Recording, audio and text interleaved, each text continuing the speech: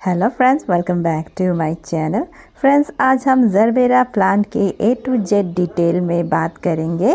ये एक पेरिनेल यानी कि 12 मासी पौधा है और विंटर यानी कि सर्दियों में फ्लावरिंग करता है। लेकिन फ्रेंड्स, कई बार ऐसे होता है ना कि सर्दियों में तो ये फ्लावरिंग कर लेता है, लेकिन गर्मियों के मौसम में हम इसकी देखभाल कैसे करें, इसकी सही जानकारी नहीं होने के कारण जो है हम इसे गर्मियों के मौसम में इसे हम खराब कर देते हैं। तो वीडियो को बिना स्किप किए एंड तक देखिएगा, क्योंकि आज हम बात करेंगे इसकी सर्दियों में इसकी देखभाल कैसे करें, गर्मियों के मौसम में इसकी देखभाल कैसे करें, इसे पानी किस तरह से दे, किस लोकेशन में रखें, एवरीथिंग हर चीज़ के बारे में आज हम बात करेंगे। तो वीडियो को बिना स्किप किए एंड तक देखिएगा।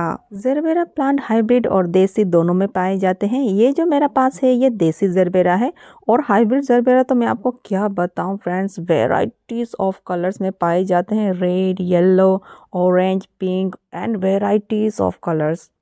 अगर आप गार्डनिंग के मामला में बिगिनर्स हैं और आपके एरिया में बरसात के मौसम में ज़्यादा बारिश होती है, जैसे कि मेरे एरिया में मैं जहाँ रहती हूँ वहाँ जून जुलाई के महीने में कभी कभी तो ऐसा होता है कि 10-10 दिन 15-15 दिन तक कॉन्टीन्यूसली रेनफॉल होती है। तो अगर आप भी ऐसे ही एरिया में रहते हैं और आप बिगिनर्स हैं तो मैं आपको रिकमेंड करूँगी कि आप देसी जरबेरा ही लगाएं, हाइब्रिड जरबेरा ना लगाएं। क्योंकि हाइब्रिड जरबेरा जो है थोड़ा सा ओवर वाटरिंग होने पर अपना रूट्स यानी कि जड़ सड़ाने लगता है और प्लांट खराब हो जाता है। तो अब आप पूछोगे हाइब्रिड जरबेरा और देसी जरबेरा को कैसे पहचाने। तो देखिए फ्रेंड्स, ये मेरा देसी जरबेरा है और इसका स्ट्रोक देखिए कितना लंबा है इसका स्ट्रोक। तो देसी जरबेरा का स्ट्रोक लंबा होता है, पर हाइब्रिड जरबेरा थोड़ा सा शॉर्ट में ही फ्लावरिंग करता है। क्योंकि इसका स्ट्रोक लंबा होता है तो कहीं हल्का सा हवा का झोंका से ही ये कहीं गिर ना जाए, या फिर हो सकता है इसे इसका फ्लावर के वजन से ही ये कहीं गिर ना जाए। तो इसके लिए इसे खड़ा रखने के लिए मैं इसे इस तरह से स्टिक का सपोर्ट देती हूँ। फ्लावर जितने ज़्यादा हाइट में हो इसका गिरने का चांसेस उतना ही ज़्यादा होता है। यह काफ़ी लॉन्ग लास्टिंग वाला फ्लावर्स है, 30 से लेके 40 डेज तक इसका फ्लावर लास्टिंग होता है। वैसे ये एरिया के टेम्परेचर के ऊपर भी डिपेंड करता है फ्रेंड्स। हमारे एरिया का टेम्परेचर फेब के मंथ में 20 to 25 डिग्री सेल्सियस रहता है, तो ये 30 से लेके 40 डेज तक ये चल जाता है।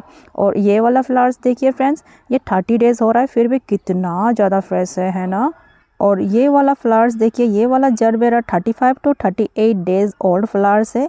अब ये थोड़ा मुरझाने सा लगा है और इसका कलर भी थोड़ा फेड होने लगा है, फिर भी ये 7 से लेके 10 दिन तो चल जाएगा। शादी ब्याह हो या फिर बर्थडे पार्टी, होम डेकोरेशन के लिए ये फ्लावर्स काफ़ी ज़्यादा पॉपुलर है। कोई भी शॉप हो जहाँ पर नेचुरल फ्लावर अवेलेबल हो, यहाँ वहाँ तो ये ज़रूर मिलेगा आपको फ्रेंड्स। और इस तरह के हमारे एरिया में जो है इस तरह के सिंगल फ्लावर का पूरे ये लंबा स्टॉक के साथ मिलता है। तो सिंगल फ्लावर को 30 से लेके 50 के रेंज में मिल जाता है। और नर्सरी से आप इसका अगर इस तरह के प्लांट खरीदना चाहो तो 150 से लेके 250 के रेंज में ये मिल जाते हैं। आपके एरिया में इसका प्राइस रेंज क्या है, कमेंट सेक्शन पर ज़रूर बताइएगा। अपने घर की सजावट के लिए अगर आप इसे इस्तेमाल करना चाहो तो भी ये काफ़ी लंबे समय तक चलता है। करना क्या है फ्रेंड्स कि इसका इतना सा स्ट्रोक को पहले तो लंबा सा कट कर ले, और नीचे का पोर्शन, स्ट्रोक का नीचे का इतना सा पोर्शन को पानी में डुबो कर रखें। 2-3 दिन बाद आप देखोगे कि पानी में डिप किया हुआ पोर्शन सड़ जाएगा। आप उसे सीजर के मदद से कट कर दे, फिर वही काम आप अगेन एंड अगेन करते रहे। तो इस तरह से जो है आप एक जरबेरा फ्लावर को 7 से लेकर 10 दिन तक होम डेकोरेशन के लिए इस्तेमाल कर सकते हैं। यह अपना पुराने फ्लावर्स को स्पेंट होने के बाद अपने आप नहीं झड़ाता, इसीलिए मैं इसे हमेशा पुराने फ्लावर्स स्पेंट होने के बाद जो है इस तरह से सीजर की मदद से कट कर देती हूँ। फ्लावर को आप इस तरह से रिमूव नहीं करेंगे तो नया जो फ्लावर्स निकलेगा वो ज़्यादा हेल्दी नहीं रहेगा। और ये अपना पुराना पत्ता को भी ये अपने आप नहीं झड़ाता, इसीलिए इसे भी हमें सीजर की मदद से इस तरह से रिमूव करना होगा। इस तरह से पुराने पत्तों को रिमूव करने का रीज़न मैं अभी आपको बताती हूँ। ये देखिए, ये इसका क्रोन पोर्शन है, इसे क्रोन पोर्शन कहते हैं। इसे हमेशा हवा और धूप लगती रहना चाहिए, तभी हमारा जरबेरा प्लांट हेल्दी रहेगा। इसीलिए समय समय पर हमें पुराने पत्ते को रिमूव करते रहना चाहिए। इसके अलावा बीच बीच में इस तरह से वीड्स यानी कि खरपतवार भी हटाते रहे, नहीं तो हम लोग जो न्यूट्रिशन देंगे प्लांट को, फर्टिलाइज़र वगैरह जो भी देंगे, ये वीड्स चूस लेगा और हमारे प्लांट को जितना न्यूट्रिशन मिलना चाहिए वो नहीं मिल पाएगा। और ये देखिए फ्रेंड्स, इतना छोटा सा वीड्स का देखिए कितना लंबा चौड़ा जड़ होता है। तो ये जड़ जाने के लिए भी इसको भी स्पेस चाहिए होता है। तो अगर हम इसे टाइम पर रिमूव नहीं करेंगे तो रूट्स बाउंड भी बहुत जल्दी होने लगता है। इसीलिए हमें वीड्स को हटाते रहना चाहिए, ये चाहे वो जरबेरा प्लांट हो या कोई और प्लांट हो। वीड्स को रिमूव करने के साथ साथ मल्चिंग यानी कि गुड़ाई करना बिल्कुल ना भूलें। किसी भी गार्डनिंग टूल के मदद से आप यह काम को कर सकते हैं। मल्चिंग करते समय हमेशा गमलों के साइड से ही मल्चिंग करें। के बीचों बीच यानी कि प्लांट के बीच से आप इस तरह से टूल को इंसर्ट करेंगे तो बहुत ज़्यादा चांसेस रहता है प्लांट खराब होने का। गुड़ाई यानी कि मल्चिंग करने का फ़ायदा यह रहता है कि सोयल में एयरेशन बने रहता है, सोयल पोरस और सॉफ्ट रहता है, जिसके वजह से इसका प्लांट का वाइट रूट्स जल्दी ग्रो करता है। प्लांट्स का वाइट रूट जल्दी ग्रो करना यानी कि प्लांट का जल्दी ग्रो होना। गुड़ाई करने के साथ साथ वाटरिंग ना करें, तो गुड़ाई करने के साथ साथ क्या करें? गुड़ाई करने के साथ साथ इस पर फंगिसाइड का अप्लाई करें, चाहे वो साफ हो या बेबिस्टिन, कोई भी फंगिसाइड ले सकते हैं। अगर आपके पास फंगिसाइड नहीं है तो फिर हल्दी पाउडर का भी इस्तेमाल कर सकते हैं। फंगिसाइड को इस तरह से पोट के साइड में ही अप्लाई करें, पोट के सेंटर में फंगिसाइड अप्लाई ना करें।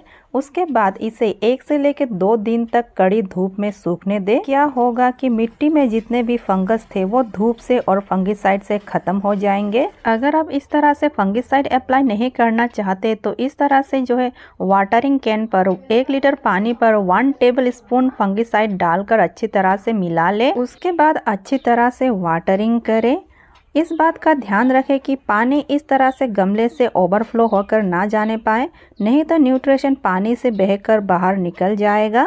इस तरह से जो है रुक कर पानी दे, थोड़ा सा पानी दे, फिर थोड़ी देर के लिए रुक जाए जब तक कि ये पानी एब्जॉर्ब ना हो जाए नीचे।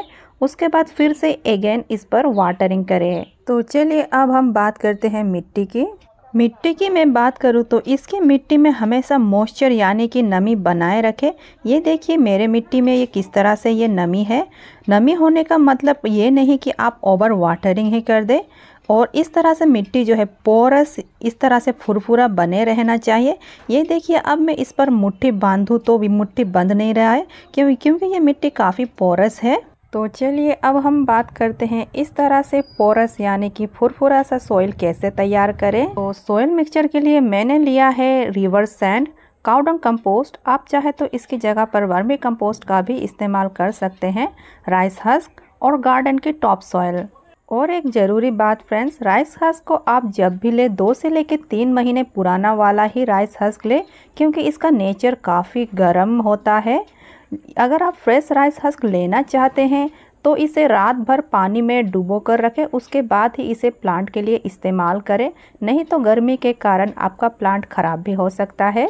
तो इन 4 चीज़ों को बराबर मात्रा में लेना है। मेज़रमेंट के लिए मैंने ये टोकरी का इस्तेमाल किया है। ये चारों चीज़ को मैंने एक टोकरी लिया है। आप कुछ भी मेज़रमेंट के लिए इस्तेमाल कर सकते हैं। उसके बाद 1 टेबल स्पून फंगिसाइड लेना है ताकि इसके रूट्स में जो है फंगस का अटैक ना हो। उसके बाद इसे अच्छी तरह से मिक्स कर लेना है। अगर आपने फ्रेंड्स किसी भी प्लांट के लिए सॉइल मिक्सचर ठीक से बना लिया तो समझ लीजिए कि आपने आधा जंग जीत लिया। और हाँ, अगर आप किसी ऐसी एरिया पर रहते हैं जहाँ पर समर में ज़्यादा बारिश होती है तो कोकोपीट का इस्तेमाल ना करें, क्योंकि ये मॉइस्चर को होल्ड करके रखने का काम करता है। अगर आपके एरिया में कम बारिश होती है, जैसे कि राजस्थान, MP, UP वगैरह में अगर आप रहते हैं तो कोकोपीट का इस्तेमाल आप कर सकते हैं। पॉट साइज़ की मैं बात करूँ तो इस तरह के बड़ा मुंह वाला पॉट ले ताकि ये अपना पप्स जल्दी से ग्रो कर सके। ये मेरा 9 इंच का क्ले पॉट है। आप चाहे तो इस तरह के 7 इंच के प्लास्टिक पॉट पर भी आराम से ग्रो कर सकते हैं।